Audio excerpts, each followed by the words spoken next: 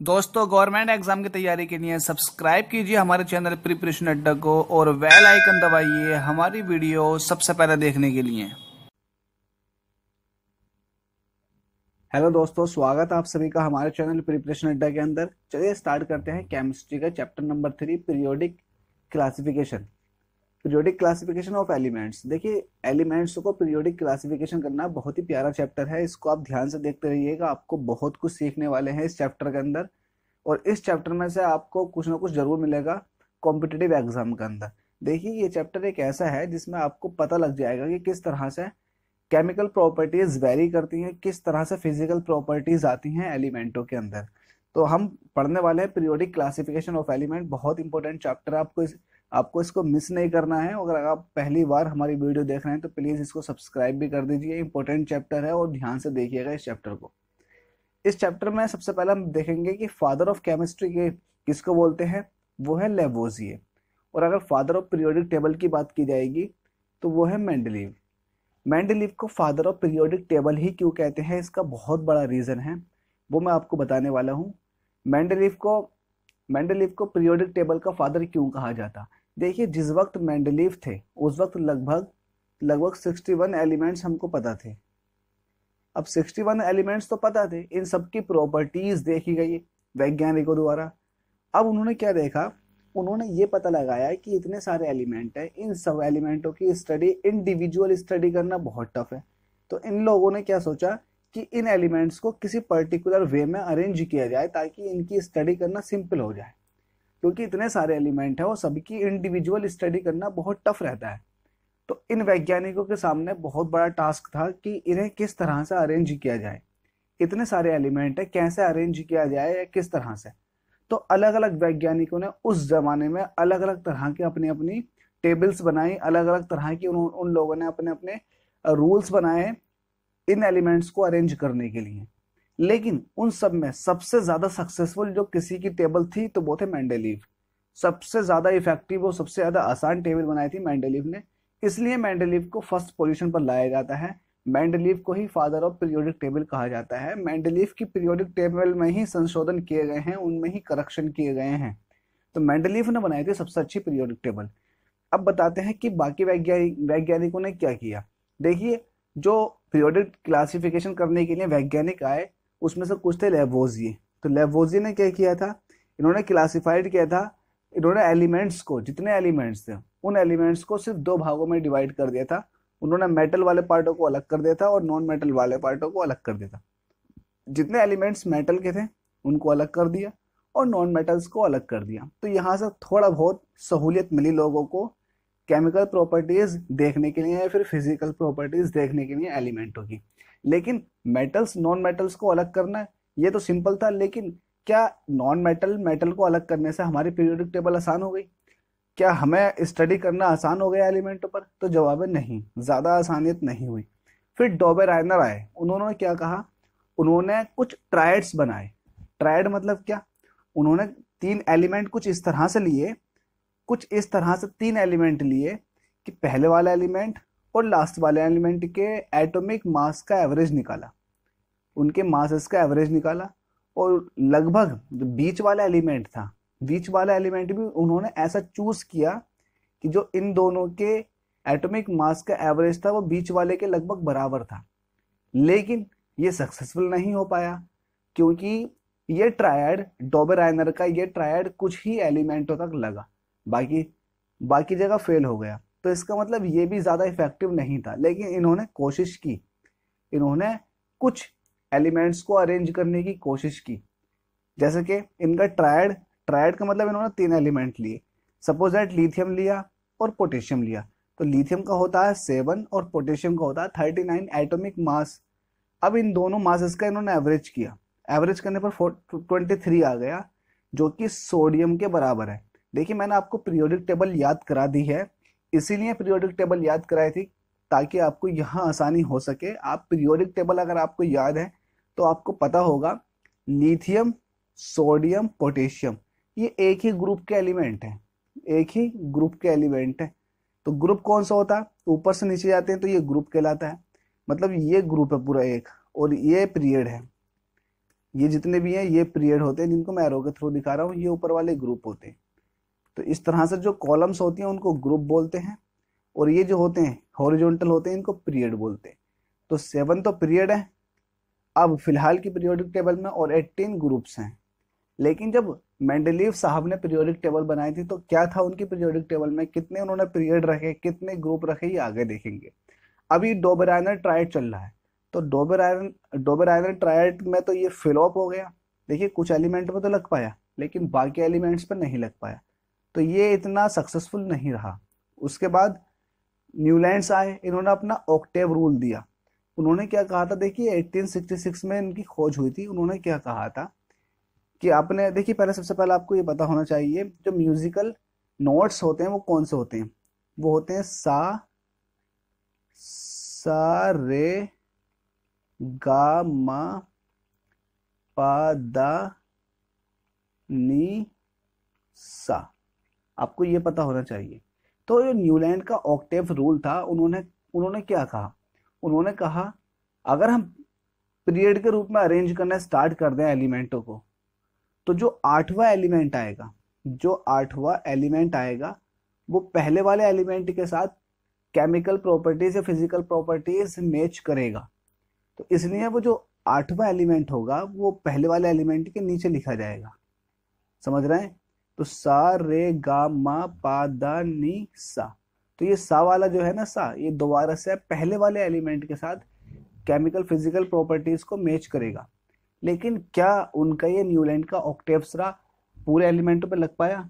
तो जवाब है नहीं, ये कुछ ही एलिमेंटों तक लग पाया। पीरियोडिक टेबल में अगर बात की जाए तो फर्स्ट पीरियड, सेकंड पीरियड और थर्ड पीरियड तक ही लग पाया।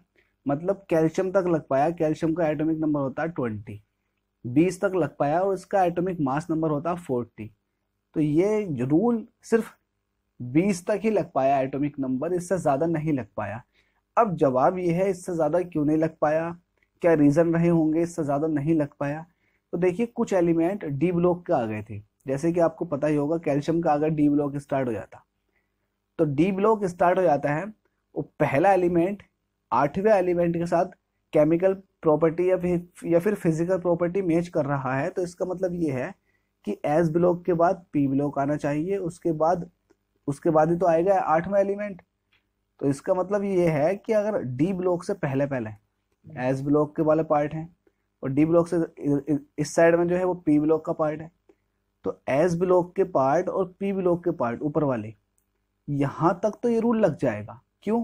क्योंकि यहाँ जो आते हैं वो लगभग, यहाँ जो आते हैं 2 यहाँ आते हैं एलिमेंट और 6 यहाँ आते हैं, तो 8 एलिमेंट यहाँ है और दूसरे पीरियड में भी 8 एलिमेंट है, तीसरे पीरियड में भी 8 एलिमेंट है। देखिए पहले पीरियड में तो 2 एलिमेंट है, लेकिन दूसरे तीसरे पीरियड में 8 एलिमेंट है, 8 एलिमेंट।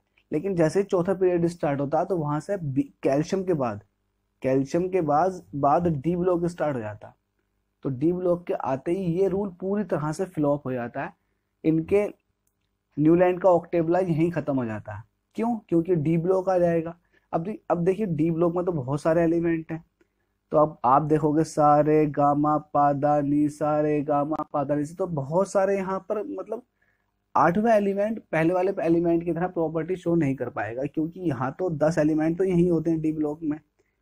डी ब्लॉक में होते हैं 10 एलिमेंट, और एस में कितने हो जाएंगे, एक ही पीरियड की अगर बात करें 2 एलिमेंट, और एक ही पीरियड की अगर बात करें तो पी में कितने एलिमेंट है, 6 एलिमेंट। तो इसका मतलब क्या हुआ, कैल्शियम के आ गया डी ब्लॉक स्टार्ट हो गया। तो देखिए यहाँ पर अब जो है डोबेर आयनर्स का, सॉरी न्यूलैंड का ऑक्टेव्सला काम नहीं करेगा। क्यों नहीं करेगा? क्योंकि 2 तो ये आ चुके हैं सारे, अब यहाँ डी ब्लॉक आ गया, फिर पी ब्लॉक आया। अगर पी ब्लॉक होता हाथों हाथ तो काम कर जाता, लेकिन डी ब्लॉक है तो अब काम नहीं करेगा। तो इसलिए ये कहा जाता है कि कैल्शियम तक ही ये रूल लग पाया, और मैं आपको रीजन बता चुका हूँ कैल्शियम तक क्यों लग पाया। क्योंकि कैल्शियम के बाद डी ब्लॉक स्टार्ट हो गया, कैल्शियम से पहले ऊपर वाले पीरियड्स पर लग गया था, क्योंकि ऊपर जो है डी ब्लॉक नहीं था, मिसिंग था। अगर आपने पीरियोडिक टेबल देखी हो तो आप ध्यान से देखना, कैल्शियम के बाद ही डी ब्लॉक स्टार्ट होता। तो लोथर मेयर आए थे न्यूलैंड के ऑक्टेव के बाद, तो न्यूलैंड का तो फ्लॉप हो गया, लेकिन कुछ एलिमेंट तक लग पाया। तो ये इंपॉर्टेंट है, कौन से एलिमेंट तक लग पाया, बस इतना याद रखें, कैल्शियम तक लग पाया। इसके बाद इनका रूल फ्लॉप हो गया और वैज्ञानिक आए, लोथरमेयर आए। तो लोथरमेयर ने क्या किया, लोथरमेयर ने हर एलिमेंट की अलग अलग प्रॉपर्टीज देखनी शुरू की और उसके हिसाब से उन्होंने कर्व बनाया।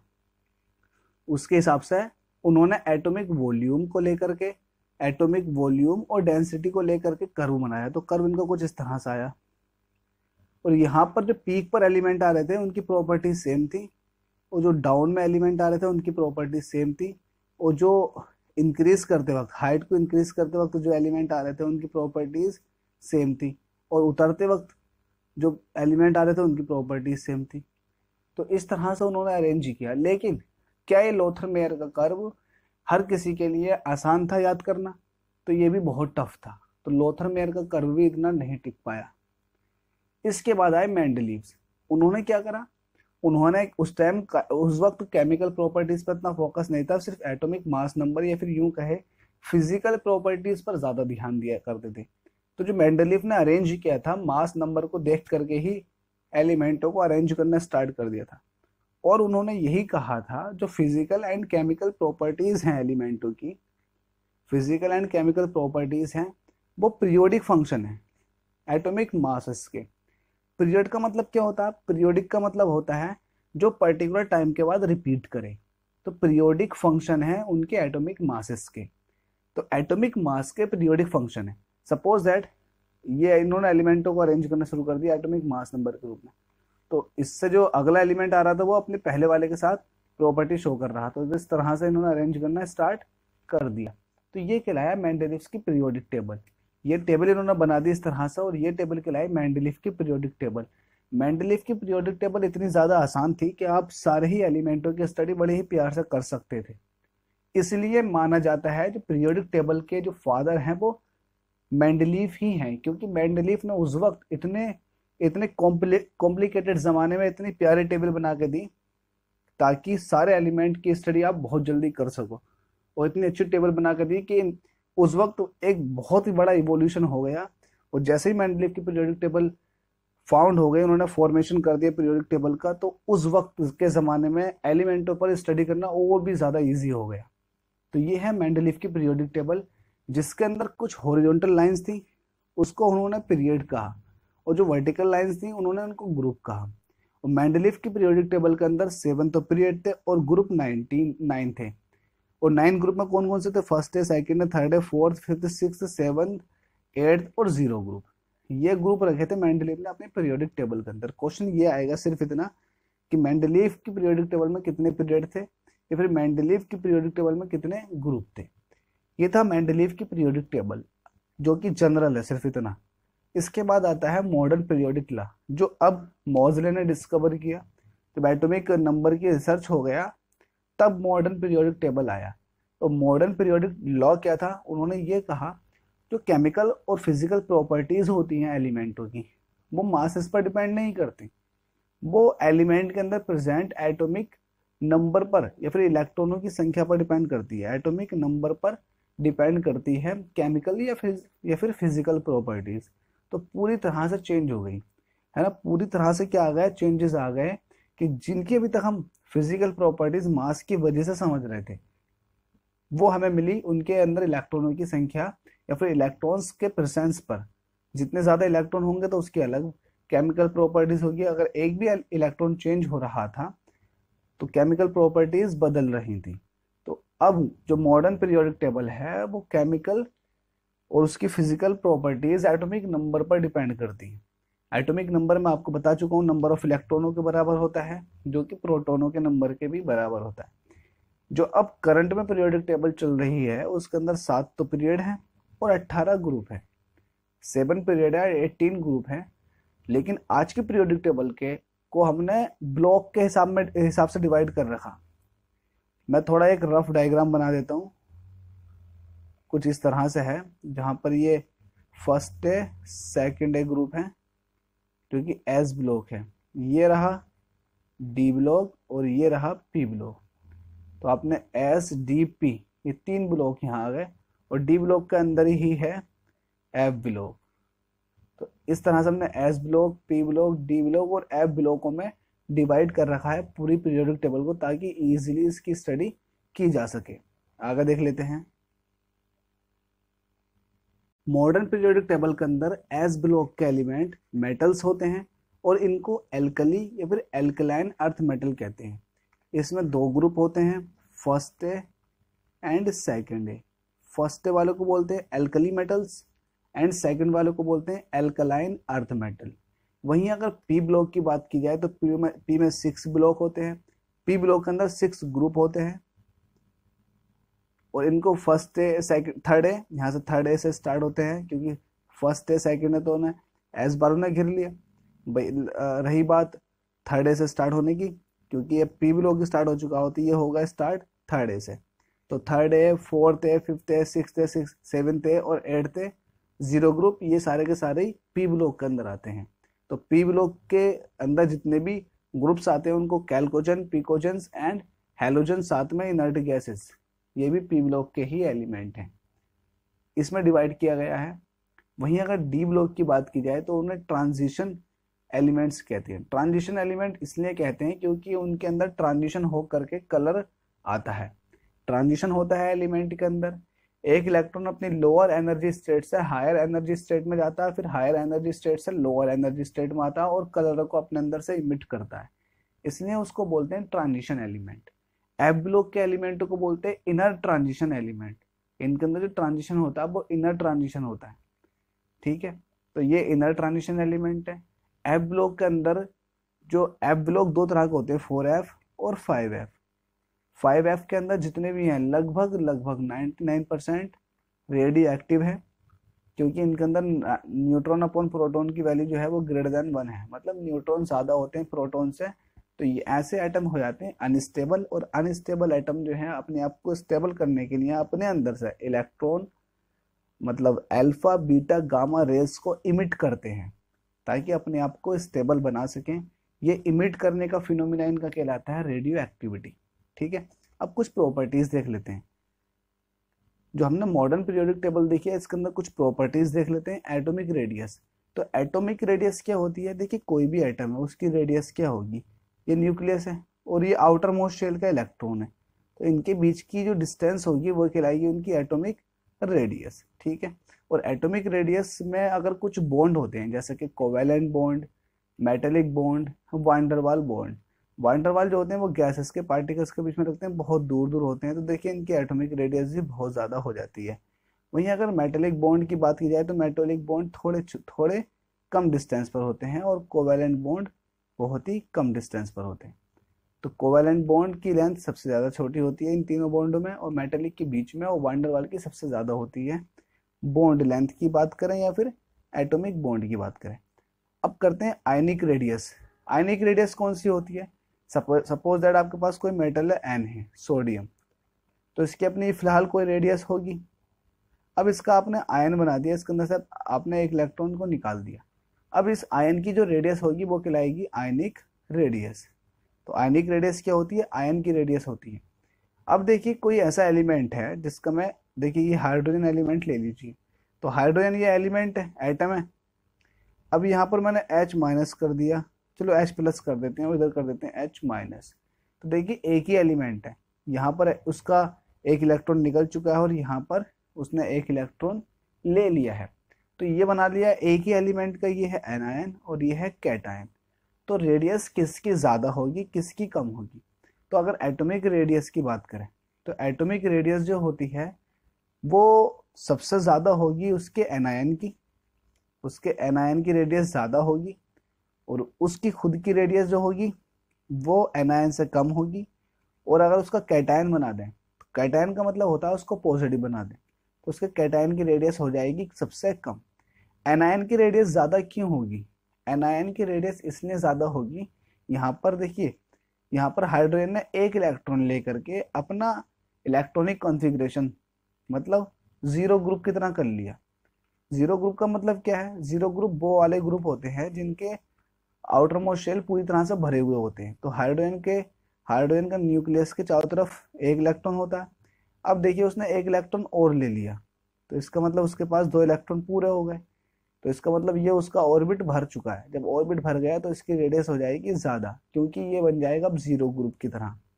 तो इसकी एनायन की रेडियस ज़्यादा होगी और कैटायन की रेडियस कम होगी। अब देख लेते हैं आयनाइजेशन पोटेंशियल किसको बोलते हैं। आयनाइजेशन का मतलब क्या होता है?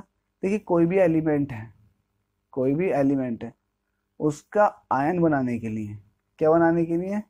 आयन बनाने के लिए। आयन कब बनेगा? जब उसके अंदर से एक इलेक्ट्रॉन निकाल दिया जाएगा।